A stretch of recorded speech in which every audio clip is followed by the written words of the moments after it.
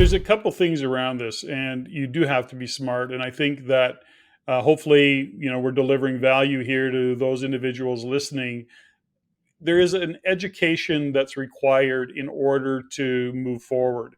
And what I see a lot is people like to chase real estate and then get an education while they're chasing it. We need to get out and we need to get out in front of it. You start to educate now. There's a phrase, right? An old real estate investor friend of mine, Arlen Dolan, used this one. I don't know where he got it from, but he would often say, "You can't steal in slow motion." And everybody kind of go, "What the hell you mean by that? Like, that's weird." But his point is that you have to be prepared when these deals show up. If you have the education, number one, you know what to do next, you know how to approach it, and you know how to actually capture that opportunity and or create the opportunity. And so when you can't steal in slow motion, it means to say you have to be prepared in advance. And education, like money, you have to have that financing ready to go. You have to know where your money's coming from and where it's going. So these are all things that we have to consider when we're looking at investing in real estate and being prepared, and that is getting the education. And whether that's specific to real estate, I think that's certainly necessary. 100% is necessary, but you have to look at the bigger picture, because real estate is one thing, but how that real estate works in the environment, the current economy, is another aspect of it that you have to understand the connections of. For example, the economic fundamentals. For example, the influencers such as interest rates. Interest rates go up, they go down. Economic fundamentals are always there to see the future. So we then have to consider the education that's required to do that, to make really wise decisions, at least decisions based on a well thought out thesis. And they're not always right. I got it. But you can't just throw stuff up against the wall to see what sticks, is my point around all of that, Alfonso. Yeah, well, if you can jump into your DeLorean, right? We'll have one right here. Oh, you have a DeLorean? Good for you. I got one right. I got one right.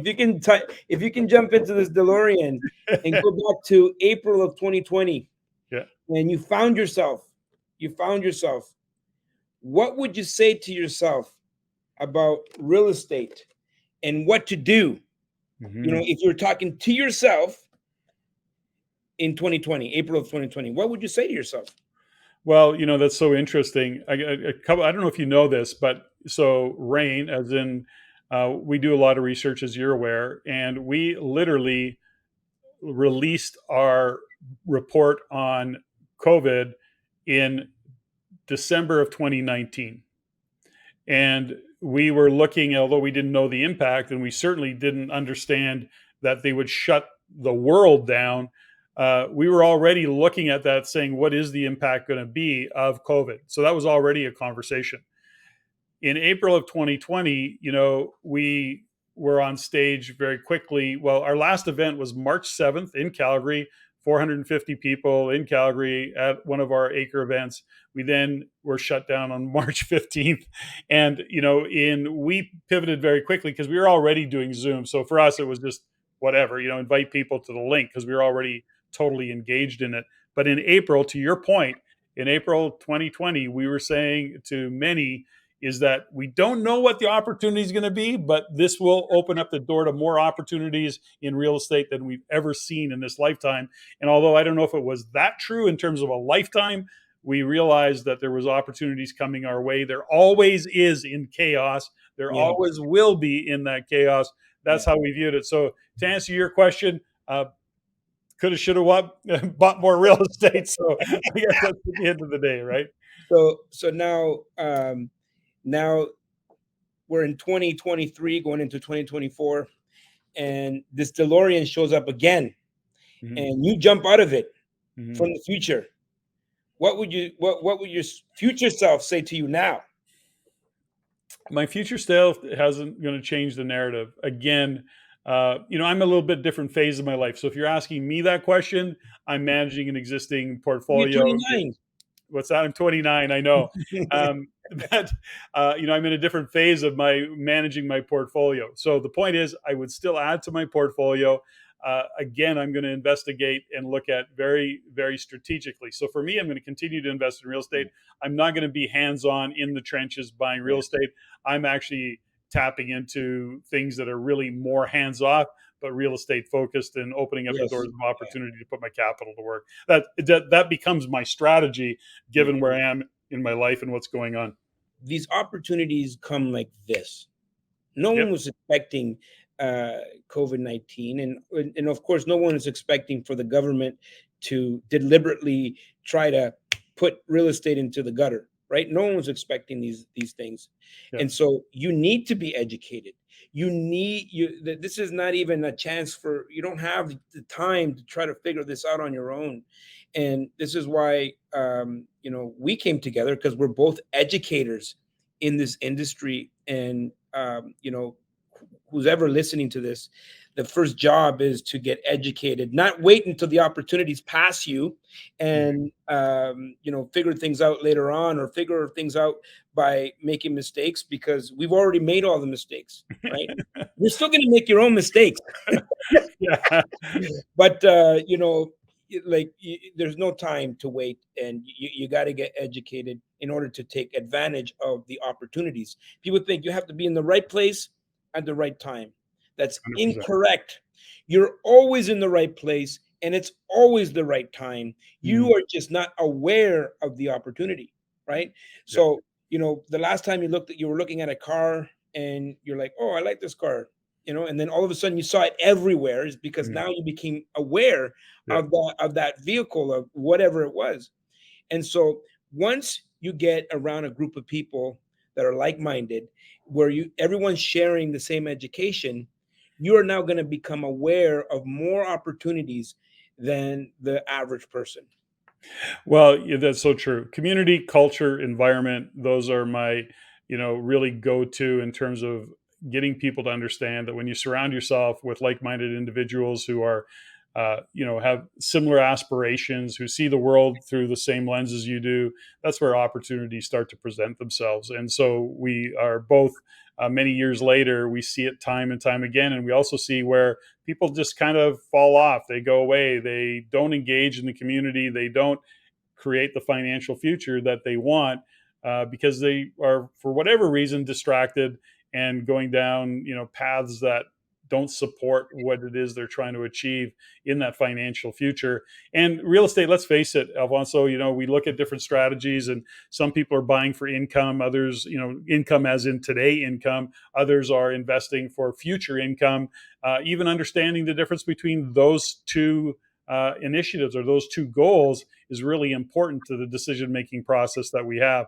I mean, we've often heard about people going, I just want to get $1,000 a month in a buy and hold and have passive income. And you go, okay, hold on.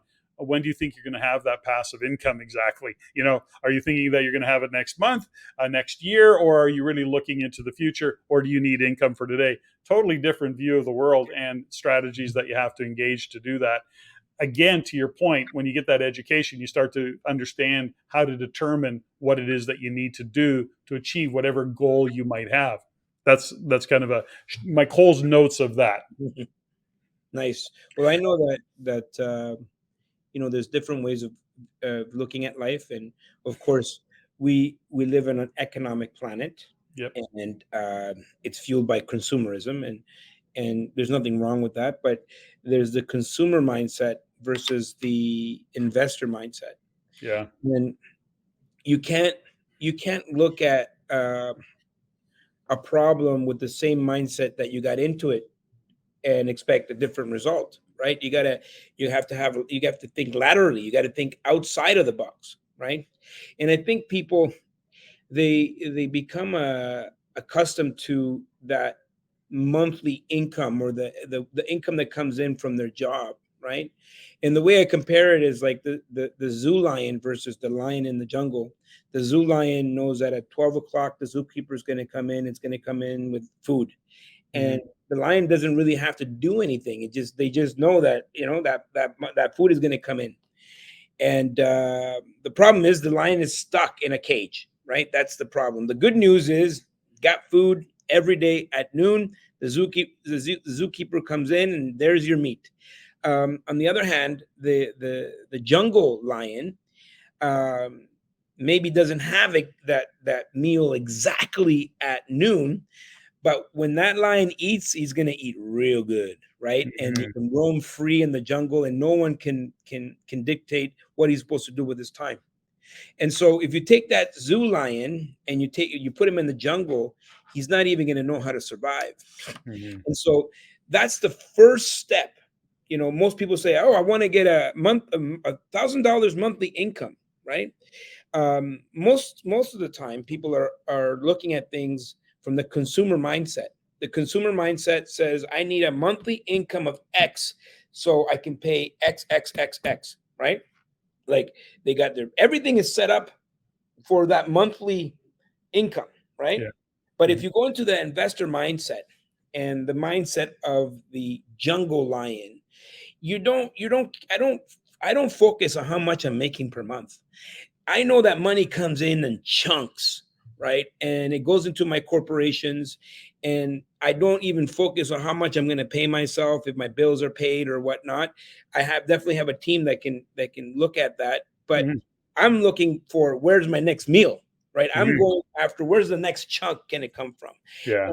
For real estate investors, primarily that comes from these refis, right? That you're going to have these big refis that are going to come in.